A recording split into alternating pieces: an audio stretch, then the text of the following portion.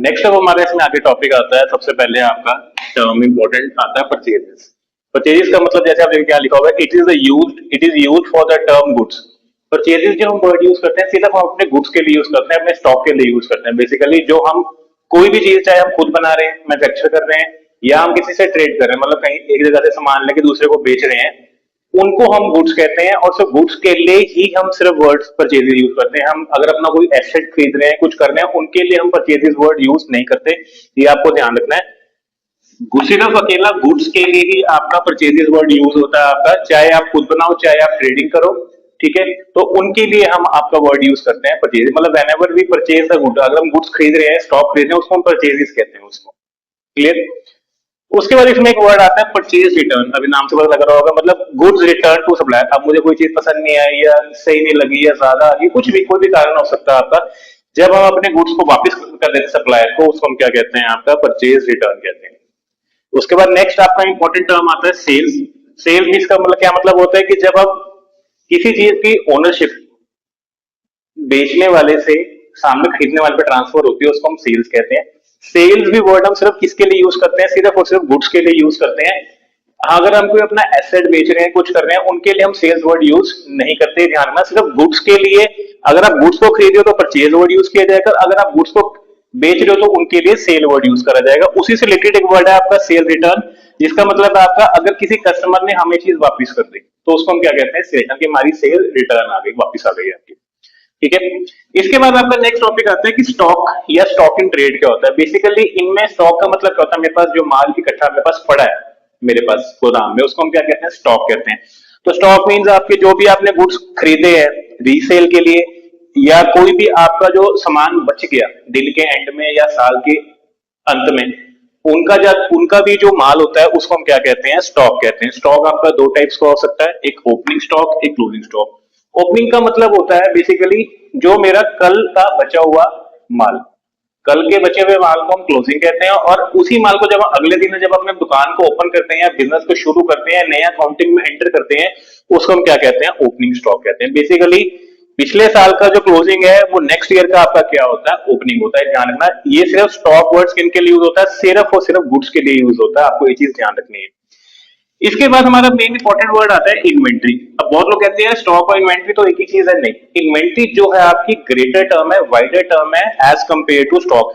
Stock में सिर्फ वो गुड्स आते हैं जो हमने खरीदे थे या जो बच गए, जो हमने बेचने थे बच गए आपके, वो सिर्फ इसमें आता है। तो स्टॉक इन ट्रेड जो है आपका, स्टॉक है वो इन्वेंट्री का एक पार्ट है, मतलब इन्वेंट्री बड़ी टर्म है आपकी जो स्टॉक को भी इंक्लूड करती है। इसमें बेसिकली चार चीजें आती हैं। सबसे पहला रॉ मटेरियल। रॉ मटेरियल क्या होता है, बिल्कुल कच्चा माल आपका। सपोज अगर हम फर्नीचर का काम करते हैं तो मेरे पास जो लकड़ी आई होगी, किसी भी तरीके की टिम्बर आया, कुछ भी आया है ना, तो उसका जो स्टॉक पड़ा है उसको हम क्या कहते हैं, आपका रॉ मटेरियल का स्टॉक। और इसमें क्या आता है, वर्क इन प्रोग्रेस, मतलब मुझे चेयर्स बनानी है या ये बोर्ड बनाना है, कुछ बनाना है, आधा बन गया आधा अभी रहता है, मतलब जो भी वर्क इन प्रोग्रेस है उसका जो मेरा इन्वेंट्री होगी, उसका जो स्टॉक होगा वो भी इसके अंदर आता है आपका।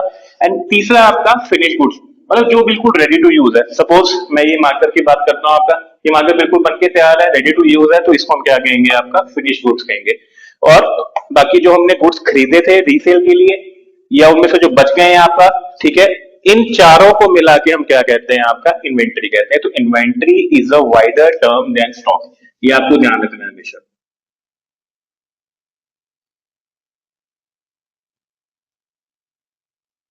Inventory is a wider term than stock,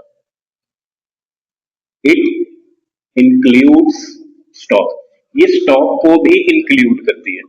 ये बात आपको ध्यान रखनी है। उसको हम क्या कहते हैं, टोटल में इन्वेंट्री कहते हैं। वैसे हम इंटरचेंजेबली इन्वेंट्री या स्टॉक को एक ही चीज मानते हैं, बट इन्वेंट्री एक वाइडर टर्म है आपकी स्टॉक के कंपैरेटिव। नेक्स्ट अब इसमें हमारा आगे आता है इंपॉर्टेंट टर्म, दैट इज आपका ट्रेड रिसीवेबल।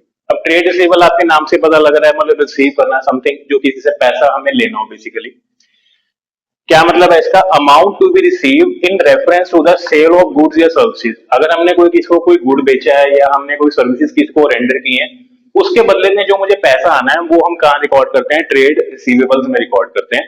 बेसिकली इसकी दो टाइप्स हैं आपकी, one is the debtor and other one is the bill receivable. Debtors क्या होते हैं, डेटर्स में वो लोग होते हैं, मतलब इसमें पर्सन्स या फर्म्स जिनसे हमें पैसा रिसीव करना है, ठीक है। बट बिल रिसीवेबल क्या होता है, it is a kind of bill of exchange. क्या है ये आपका एक बिल ऑफ एक्सचेंज है। बेसिकली बिल ऑफ एक्सचेंज क्या होता है, एक डॉक्यूमेंट बन जाता है, एक बिल बन जाता है, जिसको हम बाद में अगर मुझे किसी से पैसा लेना हो उसको हम बिल रिसीवेबल कहते हैं, और किसी को पैसा देना हो तो उसको हम बिल पेबल कहते हैं।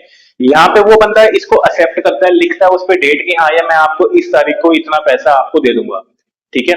उसको हम क्या कहते हैं, आपका बिल रिसीवेबल कहते हैं।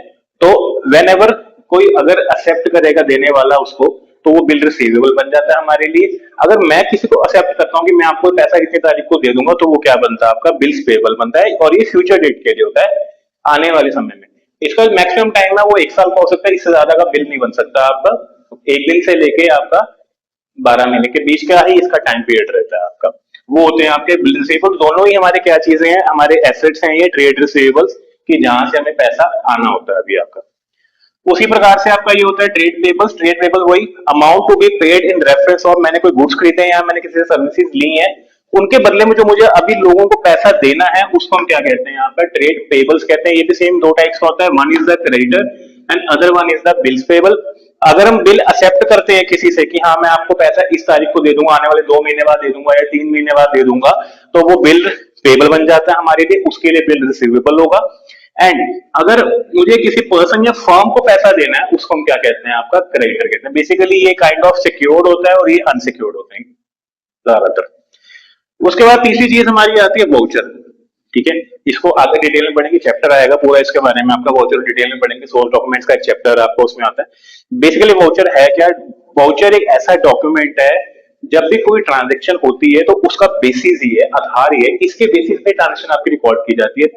चाहे हमने किसी से पैसा लेना है, चाहे किसी को पैसा देना है, ये हमें ऑथराइजेशन देता है कि मैं उस चीज को पे करूं या रिसीव करूं, और इन्हीं के बेसिस पे ही आपकी जो ट्रांजेक्शन है वो रिकॉर्ड होती है आपकी बुक ऑफ ओरिजिनल एंट्री, जिसको हम क्या कहते हैं, जर्नल कहते हैं।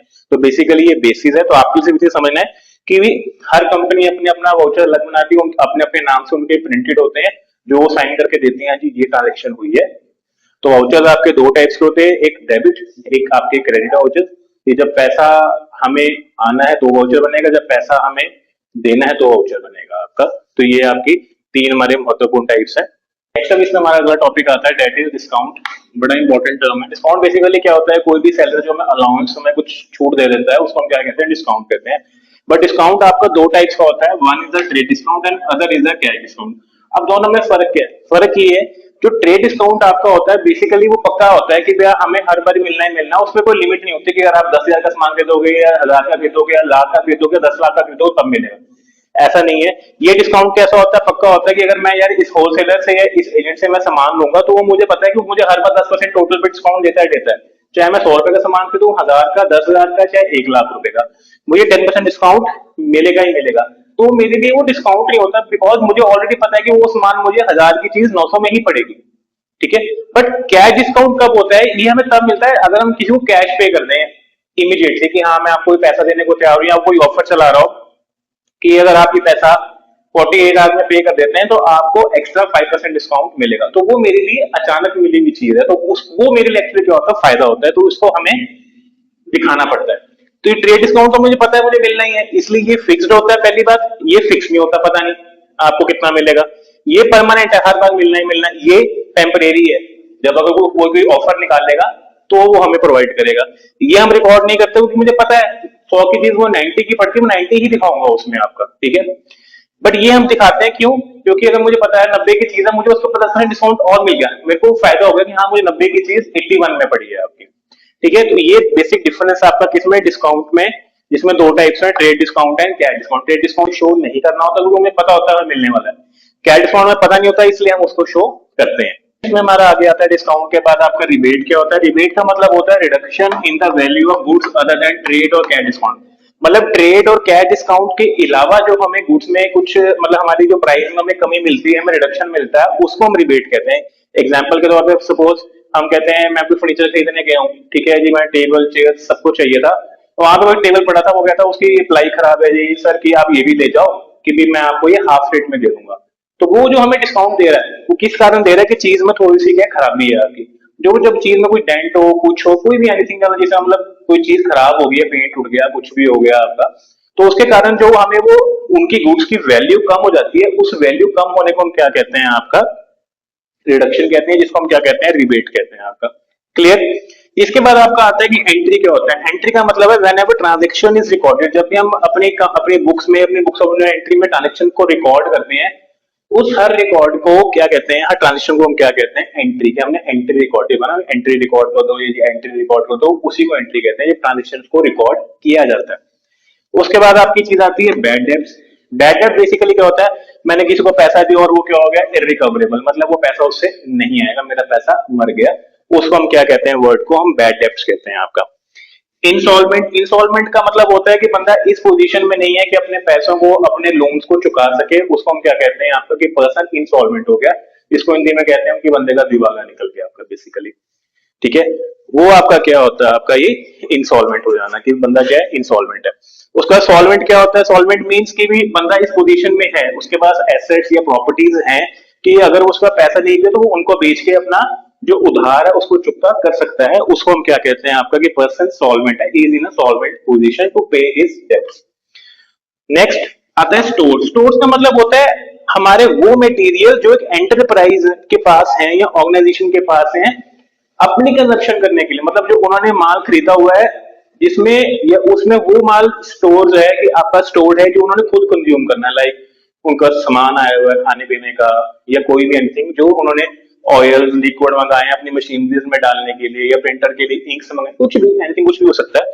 तो वो आपका मतलब जो उनके पास सामान है अपनी कंजप्शन के लिए, उसको हम क्या कहते हैं, आपका स्टोर्स कहते हैं। नेक्स्ट आता है आपका रेवेन्यू फ्रॉम ऑपरेशन, या इसको हम सेल्स भी कहते हैं। बेसिकली जो मैंने रेवेन्यू अर्न किया है, ठीक है, अपने ऑपरेशन, अपना काम करके, अपने गुड्स को बेच के या सर्विसेज को रेंडर करके जो मुझे टोटल सेल आई है, टोटल रेवेन्यू आया, उसको हम क्या बोलते हैं, रेवेन्यू फ्रॉम ऑपरेशन। इसमें ना कोई एसेट बेचा, कोई लायबिलिटी में कोई छूट, ऐसा कुछ नहीं होता, सिर्फ जो हम काम करते हैं गुड्स या सर्विसेज को देके जो मुझे पैसा आता है, debt is known as revenue from operations. उसके बाद आपका आता है what is turnover. Turnover means कि टोटल नंबर ऑफ सेल एक पर्टिकुलर पीरियड में, एक मंथ में, 3 महीने में, 6 महीने में, 12 महीने में, कैसे भी हो सकती है आपकी, कि मैंने इस दौरान इतनी टोटल मैंने क्या करी है, सेल की है, उसको हम क्या कहते हैं, आपका टर्नओवर कहते हैं। It is not a profit, it is a just term, like total revenue कह सकते हो आप इन अ पर्टिकुलर पीरियड, उसको हम क्या कहते हैं, टर्नओवर कहते हैं। फिर नेक्स्ट आता है what is live stock. Live stock मतलब कि हमारे पास लिविंग एनिमल्स या डोमेस्टिक एनिमल्स हैं, लाइक हॉर्सेस, कैटल, एंड्स, ठीक है, या गोट्स, कुछ भी, मतलब हमारे पास जो भी हमारे पास जिंदा एनिमल्स हैं, उनके स्टॉक को हम क्या कहते हैं, आपका लाइव स्टॉक कहते हैं। And last investment. Investment basically क्या होता है, deployment of fund in shares and debentures in return of interest और डिविडेंड।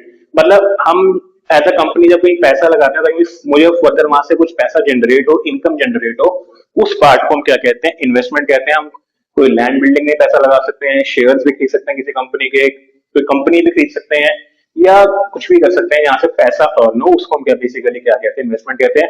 इन जनरल अगर हम बात करो, नॉर्मली ये हमारी इनकम का वो पार्ट है जो हम खर्च करते हैं इसके लिए, फर्दर इनकम कमाने के लिए, उसको हम क्या कहते हैं, आपका इन्वेस्टमेंट कहते हैं। तो दिस इज योर टॉपिक, यहाँ पे आपका ये खत्म हो जाता है कि अकाउंटिंग टर्म्स क्या होती हैं। पार्ट 1 एंड पार्ट 2 दोनों ही बहुत इंपॉर्टेंट है। थ्योरेटिकल को समझना बहुत ही जरूरी है, क्योंकि आपको वर्ड्स जब क्लियर नहीं होंगे इसका मतलब क्या, तो जब एंट्रीज है प्रैक्टिकल जब करेंगे आपको वहां पे दिक्कत आएगी। तो प्लीज मेरे सभी स्टूडेंट्स, 11वीं स्टूडेंट्स या स्टेट बोर्ड के जो भी स्टूडेंट वीडियोस को देख रहे हैं, मैं उनसे यही आग्रह करूंगा कि भी थ्योरेटिकल को अच्छे से पढ़ेंगे। थ्योरेटिकल आपको जितना अच्छा आता होगा उतने ही आपको क्वेश्चन में समझने में आसानी होगी, और जितना जल्दी आप क्वेश्चन को समझेंगे उतना ही जल्दी आप आंसर को ग्रैब कर सकते हैं, जल्दी आंसर उसका बना सकते हैं।